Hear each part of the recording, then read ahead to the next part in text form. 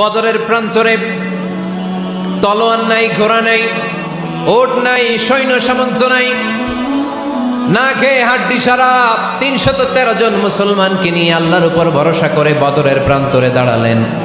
আর ওইদিকে কাফেরদের সৈন্যবাহিনী ছিল 1000। কয় হাজার? মুসলমান কয়জন?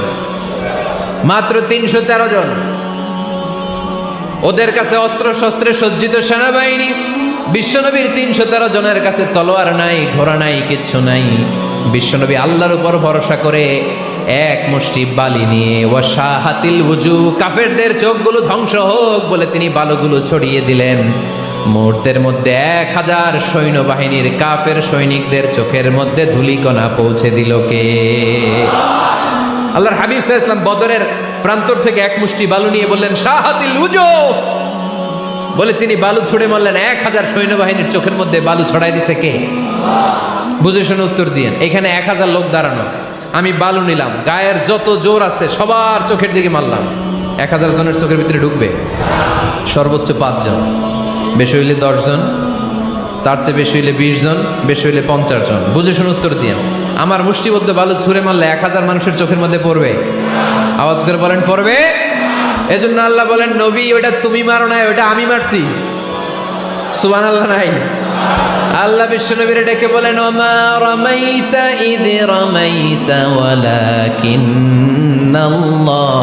রামা।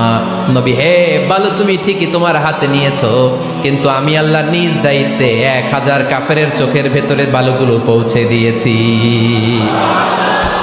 তাহলে বান্দা যখন নফল ইবাদত করে তখন বান্দার হাত আর বান্দার হাত থাকে না, ওইখানে আল্লাহর হাত যুক্ত হয়ে যায়।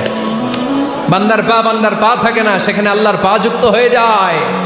বান্দা যখন দেখে নিজ চোখে দেখে না, আল্লাহর দৃষ্টিশক্তি সেখানে যুক্ত হয়ে যায়। চিল্লায় বলেন ঠিক কি না?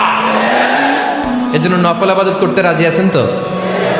সুনানে তিরমিজির বর্ণনায় আল্লাহর হাবিব সাল্লাল্লাহু আলাইহি ওয়াসাল্লাম বললেন হাদিসে কুদসি কিয়ামতের দিন বান্দার যখন ফরজে ঘাটতি হবে, কিসে ঘাটতি হবে? ফরজে। আল্লাহ পাক বলবেন উনজুরু হাল্লি আবদি মিন তাতাওয়ু, ও ফেরেশতারা দেখো তো আমার বান্দা নফল করছে কিনা। ফরজে যেহেতু তার ঘাটতি, দেখো তো আমার বান্দার কোনো নফল ইবাদত আছে কিনা। ফেরেশতারা বলবে আছে। আল্লাহ বলবেন তাহলে ফরজগুলার যেহেতু ঘাটতি, নফল থেকে কিছু এনে ফরজে বসাই দিয়ে ওগুলোর ফরজ বানায় দাও।